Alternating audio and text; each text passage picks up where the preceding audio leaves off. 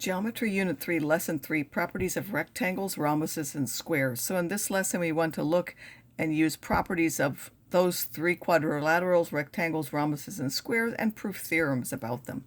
So what exactly are the definitions of those? A rectangle is a quadrilateral with 4 right angles. So that's what rect means, a right angle. A rhombus is a quadrilateral with 4 congruent sides, so all the sides are congruent. And a square has both 4 congruent sides and 4 right angles. The first thing we're going to do is show that each one of those is a parallelogram, so they have all the properties of a parallelogram. The opposite sides are congruent, the opposite angles are congruent, consecutive angles are supplementary, and the diagonals cut each other in half. And then we're going to look at what extra properties they have based on those conditions. So what do 4 right angles, what extra do they give for a rectangle that a regular parallelogram doesn't have? What does 4 congruent angles mean for a rhombus that a regular parallelogram doesn't have? So let's prove first that they're parallelograms. This is important. We just know that ABCD is a rectangle. How can we show that that means it's a parallelogram? Well, obviously that it's given. And then angle A and C are right angles. How do we know that? Well, that's the definition of a right angle, right? That's the definition of a rectangle, is that it has a right angle.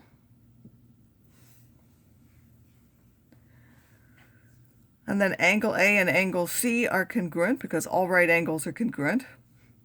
How do we know B and D are right angles? Again, that's the definition of a rectangle. It has 4 right angles, so those are right angles. And then they're congruent, again, because all right angles are congruent.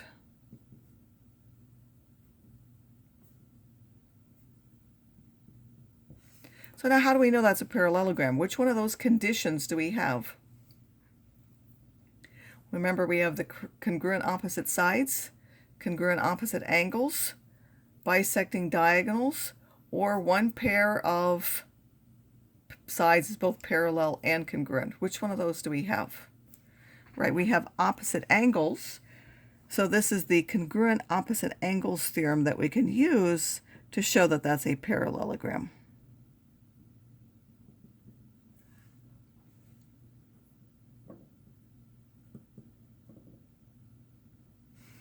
All right, how can we show a rhombus is a parallelogram? So I'll give you a moment to see if you can figure out what those are.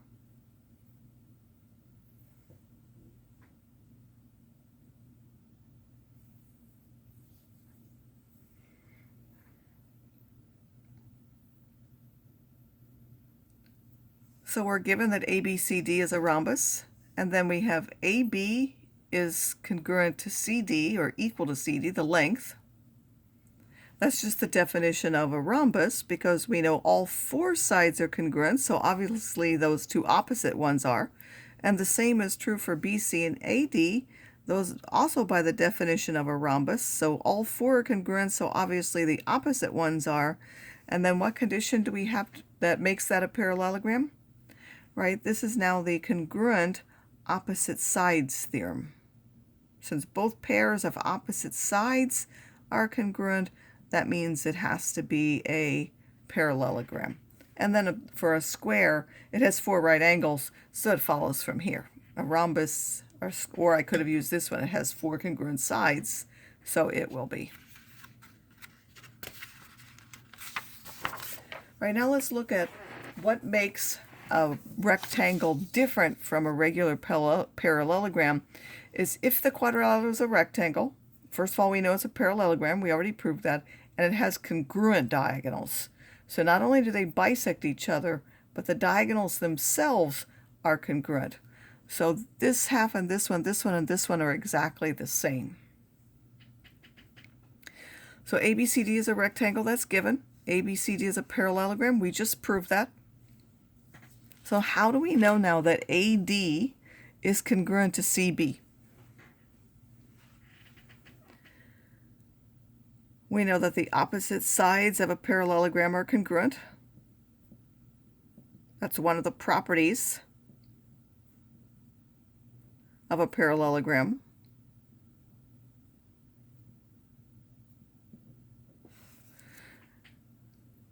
How do we know that DC is congruent to DC? By the way, up here, I'm showing you that we're going to try to show this rectangle and then this one are congruent, and I've pulled it apart here so that we can see that better. How do we know that DC is congruent to DC? Yes, that's the reflexive property of congruence. And let's mark now what we have. We have that AD is congruent to CB, and we have that DC is congruent to itself. Of course, again, we're talking really about those two triangles there, or just pulled them apart here. Now, how do we know that angles D and angle C are right angles? Well, we're told this is a rectangle. That's just the definition of a rectangle, is that it has 4 right angles. So those are all right angles. And now how do we know that that means they're congruent? Again, we've said this before, all right angles are congruent.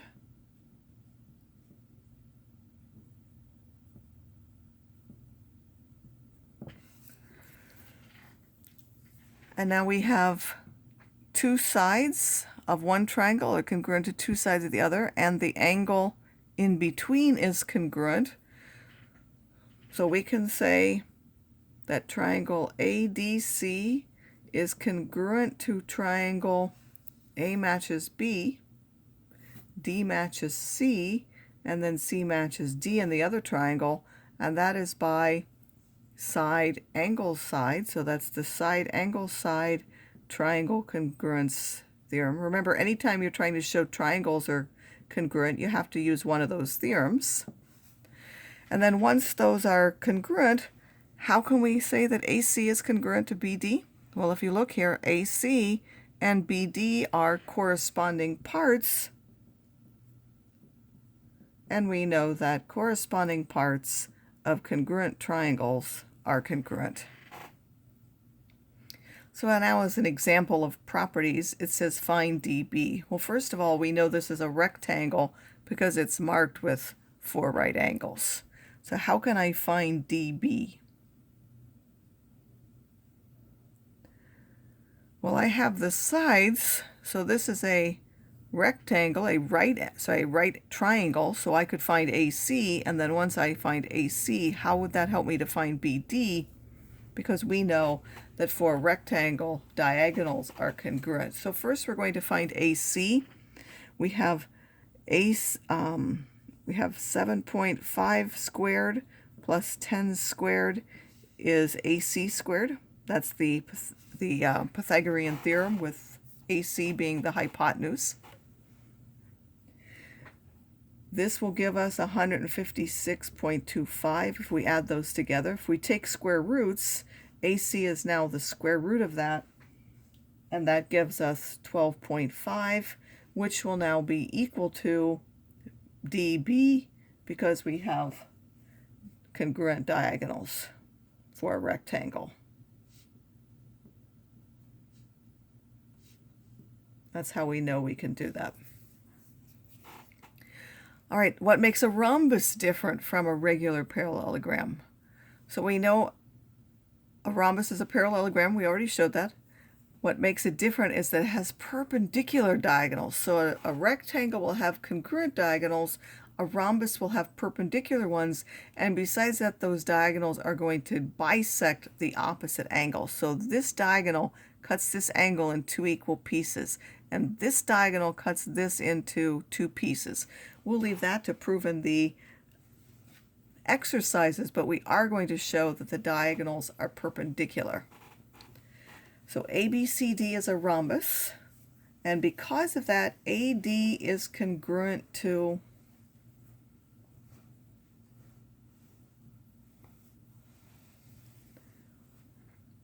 well, it may not be clear here what we're trying to show. So AD is congruent to lots of things. But if we look down here somewhere, we see that the proof says we're trying to show that AND and ANB are going to be congruent. So we see that coming. So what would we put here for AD is congruent to? Right, it could be any one of those sides, but we see that what's in this triangle is AB. So we're going to put AB. We can see that's what's coming. So AD is congruent to AB. And because ABCD is a parallelogram, we know that DN is congruent to NB because we know the diagonals of a parallelogram bisect each other.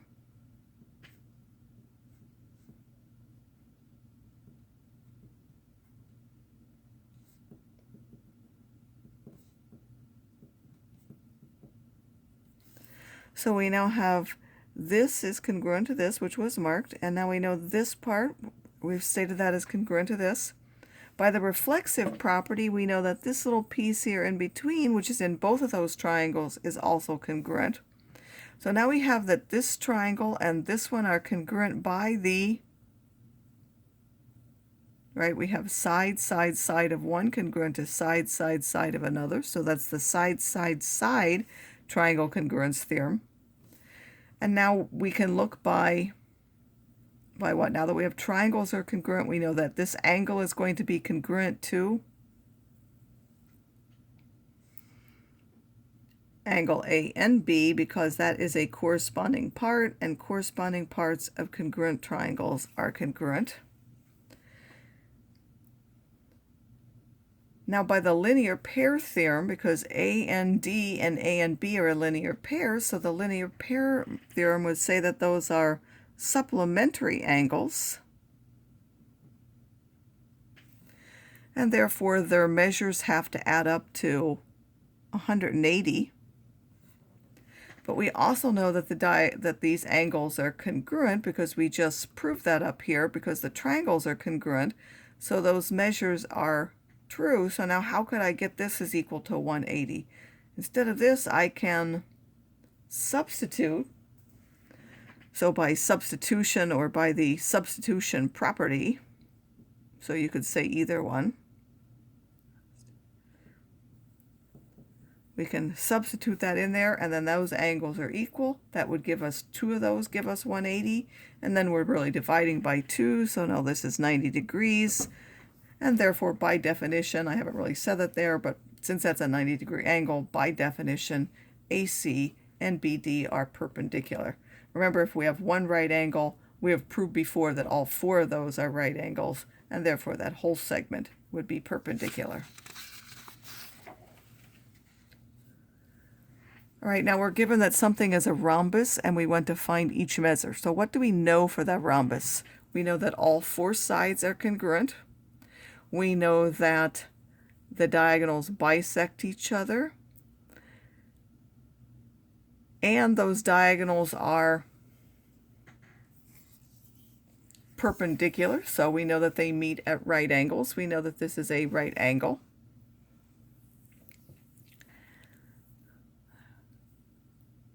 And we also know that those diagonals cut these angles in half so that this part will be congruent to this part, and this part would be congruent to this part, and so on. So those are the things that we know. How could we find xy? Xy is this side. Well, if we can find any other side, it has to be congruent. So we're given 2 things here. We know the sides are congruent, and we know that they're all the same. So if we set this equal to each other, we'll be able to find M, and then once we find one side, we'll be able to find this other side. So we set those equal because a rhombus has congruent sides. If I subtract 4M and add 12, I'll get 2M is equal to 16, and that will give me M is equal to 8. And once I know M is equal to 8, I can find XW, that's 4 times 8 plus 4, which is 36, and that will also be the same as XY because all 4 sides are congruent. All right, let's find the measure of angle YVW. Where is YVW? YVW is this whole angle. We know that this piece and this piece are congruent, so if I can find this one, then I can find that whole thing by doubling it. But I don't have any other information about that, and the only other angle that we're given is this one right here. Do we know anything about that angle? Right, we know that that angle is a right angle because the diagonals of a rhombus are perpendicular, so that we know that 3n squared minus 0.75 has to be 90 degrees because it's a right angle. So 3n squared would be 90.75. If you divide that by 3, you get 30.25. And then if you take square roots, it could be plus or minus 5.5. We have to check and see which one will work. Well, if we put it here, it doesn't matter because we're squaring it, but here we're not. So if we put in a negative, this would end up being a negative angle. We can't have that, so we can really get rid of the negative part, and we know that n is really 5.5. So now we can find the measure of angle, we'll call that WVZ, is now going to be 9 times 5.5 plus 4. And if you do that, that is 53.5 degrees. And now we know that that one's 53.5. The one that we want, again, that's that whole thing. It is double it because the diagonals of the angles of a rhombus are split in half by the diagonal. So this would really be twice that angle, which is 107 degrees. All right, now we want the angle VYX. So we've got this one up here. How can we find this one down here? Well, it's a rhombus, so it's a parallelogram, and we know that for a parallelogram, these are on the same side. Same side angles are supplementary, so this would be 180 minus that 107, which is now 73 degrees. And now I want VYZ, so I want just this one part. We have the whole thing, we now want just part of it. Again, we know that the diagonals cut the angles in half, so this will be just 1/2 of the measure of angle VYX. So it's 1/2 of that 73, which is 36.5 degrees. All right, and the last one is a square.